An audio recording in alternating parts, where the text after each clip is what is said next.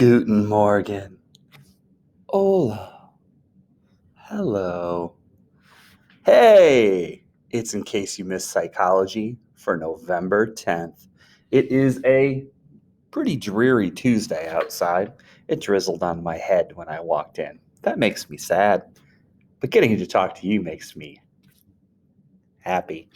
Anywho, hope you're okay. If you're watching this, that means you probably didn't make it to class today, so I hope everything's going well with you, or nothing big's going on. So basically the plan for today is that we're going to go through a couple of slides about like some job options in psychology, and then use any time you had planned for psychology to work on that chapter 1 crash course assignment that is due on, I think we said Thursday by midnight. Yep, Thursday by midnight.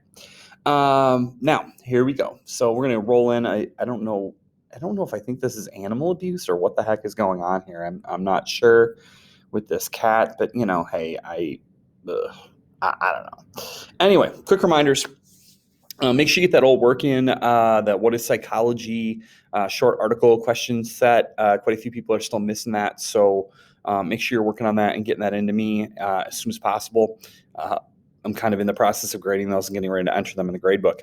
We're going to take a test on chapter 1 on Friday. Sure, it's going to be open note, but I'm still going to try to make sure that there's some challenging things about it that not only get your facts, but the way you're thinking about things. So today's goal by the end of the class today, what I kind of hope you're able to do is identify some job options in the psychology world, talk a little bit about what psychologists do. Okay. And again, that crash course assignment is due Thursday night. So make sure you're working on that. And obviously, as always, if you have any questions about that, please feel free to reach out to me, chat, email, whatever, and I'll get back to you. Okay. All right, let's get rolling here. Bye-bye, typing cat. All right, so obviously there's going to be a lot of jobs in psychology, and I'm sure that, well, I hope that most of you guys are aware that obviously psychology jobs are jobs where you're going to have to move on past high school and further your education. As a matter of fact, a lot of psychology jobs are probably going to require a master's degree in order to really reach a decent level, and in some cases even a PhD, or a PsyD. In some states they have a different thing called a PsyD. So obviously, if psychology is something that you're interested in, I need you to make sure that you're looking into universities and what universities are offering the majors you need them to. A lot of times you just have to take a psych undergrad, and then if you're going to take a master's, you would take a master's in a more specialized area. You're going to want to look into, the careers that you're interested in. Are there educational requirements beyond the 4 years? I'm going to think odds are there probably are going to be. And then obviously, if you're interested in looking at things like the pay and things like that, I think that's a really, really good idea. If we had more time, if we were actually in school and had 85-minute classes, 90-minute classes, we would probably be looking a little bit more into that stuff. But kind of giving you the 10,000-foot view here. So when it comes to careers in psych, most psychologists, all psychologists, kind of fall into one of two classifications. They're either a research psychologist or they're an applied psychologist. Now, this is one of those things that I usually say that you really shouldn't get this wrong. If someone were to ask you a question about this, if I asked you a question about this on a test, I wouldn't expect anyone to get research psychologists and applied psychologists wrong, because they kind of are what they say they are. Research psychologists, they do research.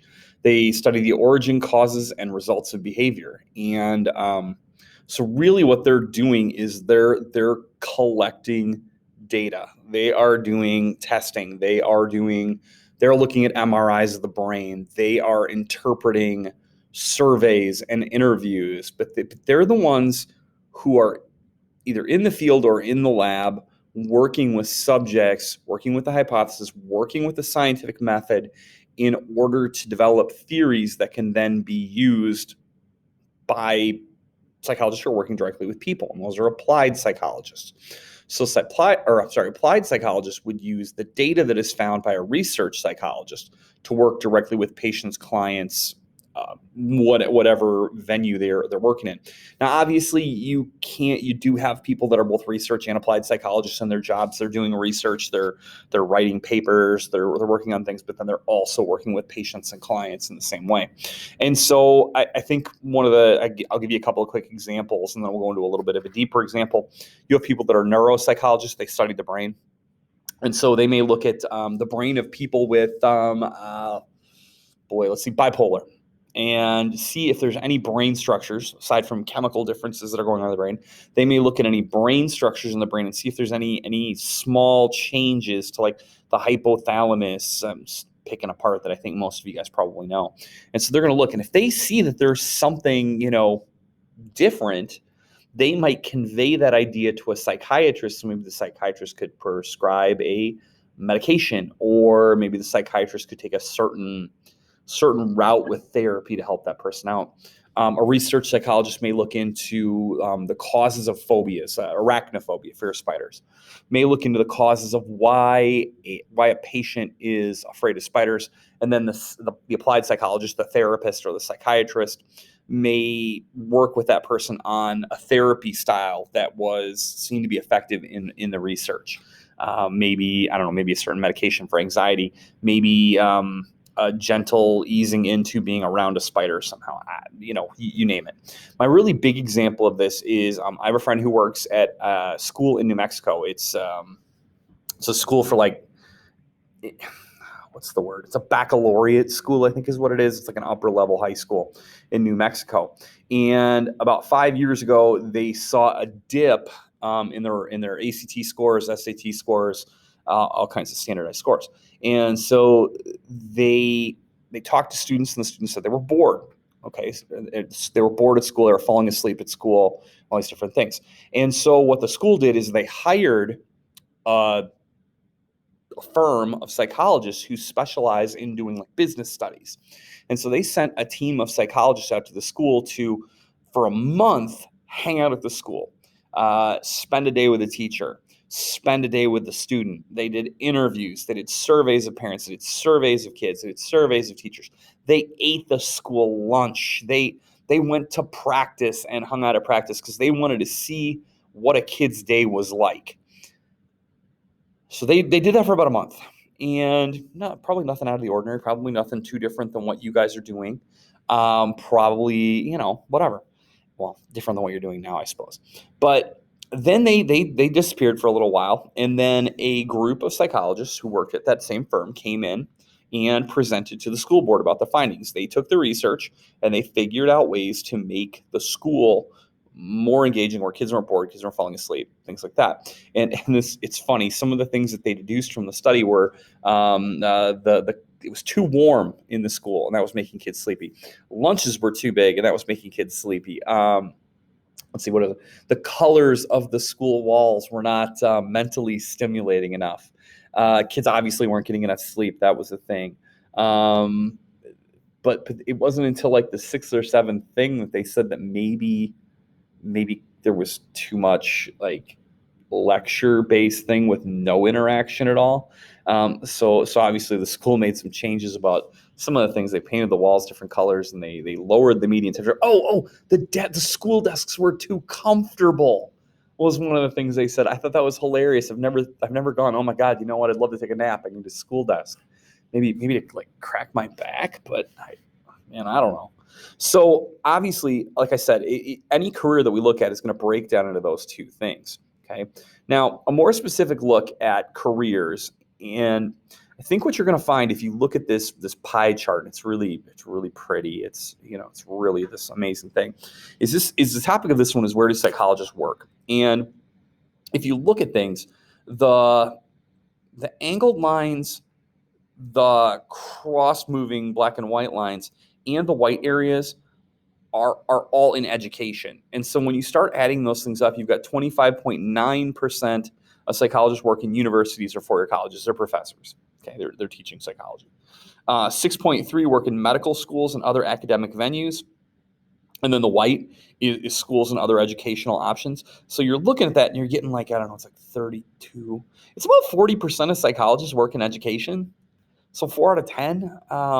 I think most people, like I said before, expect that a lot of people are working for, they have their own therapy office. And in reality, that's one of the smallest pieces of pie at only 5.7%. Only about 5.7% of people have independent practices where they're seeing patients like that.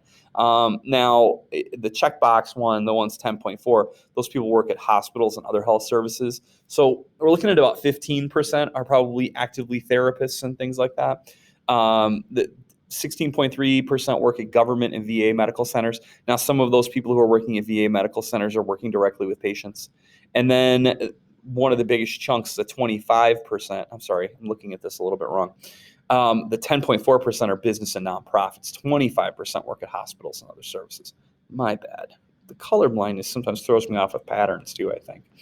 But when you look at it, more psychologists are working in education than are working in like healthcare. And that's a little crazy when you think about it. Obviously, in this school, I would be considered a psychologist. I think probably Mrs. Schneider and Miss Marnaka, who I don't know if any of you guys have met yet. She's awesome. Would probably be considered psychologists. So there's three right there. If you take a look at the pieces of pie, again, use your pattern solving skills. Apparently, my eyes are just not working the way they should this morning. Now, I did a look for anybody that's interested in psychology at some of like the big, what are people doing in college and what are considered to be big growing fields in psychology. And I came up with I think it's 7 of them that are kind of on the rise and also have, I think, kind of decent median pay to start. Now, I'm a little skeptical about a few of these, and I'll explain why when I get to them. So some popular jobs in psych, first are a vocational counselor. A vocational counselor is somebody who works with people to try to figure out what job fits them. And so they may work for a state department of unemployment. They may work at colleges and work with graduates on what field they're going to go into with their majors. My skepticism about this is that I feel like there are tools online that can do a lot of what these people do. The median salary is not bad, but and I think it's kind of an entry level one because I feel like if I remember correctly, most VO counselors, you can do that with a 4-year degree without going to grad school. Okay, school psychologists always on the rise. You're working for a public education institution, usually obviously pre-K-12. Colleges have psychologists. It's just a little bit of a different setup. They're more working through their medical centers. School psychologists obviously deal with some of the day-to-day issues that students may have. They may provide healthcare for people that maybe don't have insurance, can afford it. They can also run groups. Like, for instance, I remember psychologists in the past who had stop smoking groups, who had groups for, they had groups for people who had someone recently pass away. And so school psychology is obviously one that's important with a focus on mental health, SEL, social emotional learning, that happens in schools these days. I think that's a job that's obviously going to continue to be on the rise. The third one is the genetics counselor. Genetics counselors work directly with parents, obviously probably in a hospital setting, to discuss things about infants and things after some genetic testing is done. That one requires some education. A forensic psychologist, those are the ones you see on TV who are working with the police, your stuff that happens on bones and criminal minds and things like that. They help solve investigations. I will tell you this, this maybe is a little bit of me giving you an opinion. I feel like the explosion of those television shows has caused a really big rise in the number of people that are interested in that field. And I do wonder, looking at statistics, if the number of people in college looking at forensic psychology can be supported by the number of jobs that are available, if you understand what I'm saying. Engineering psychologists work with businesses to do things like make their products better. They work along with the actual physical engineer who builds the thing to appeal to the mind of the buyer. For instance, things like the buttons that control your radio that may be on your steering wheel. Those are things that engineering psychologists help car companies develop, the way that you turn your bright lights on and off in your car, that sort of thing. Clinical psychologists always in need. Those are people that are working with patients on mental health issues. They're working with kids on proper development.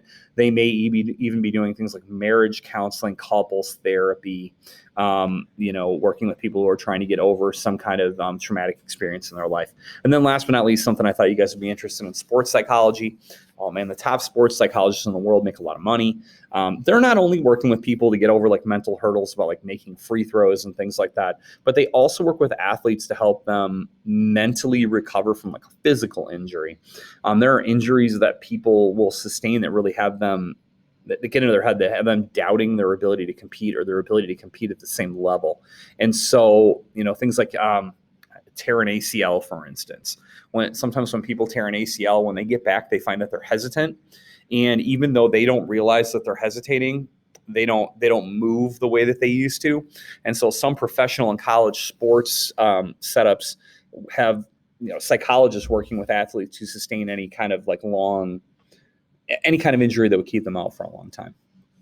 Obviously, there's way more jobs than that in psychology. You could become a psychology teacher if that was what you chose to do. You could work, in a hospital with patients and things along those lines. A lot of nonprofits have people that, go into areas like the American Cancer Society when someone passes away and things like that. So that's really kind of it for today. Use the rest of the time to work on your assignment. If you have any questions, please remember I'm available. If I'm not answering your email right away, I may be busy, but feel free to text me. You guys have my cell phone number in the class rules if you need to. I'll see you soon. Bye.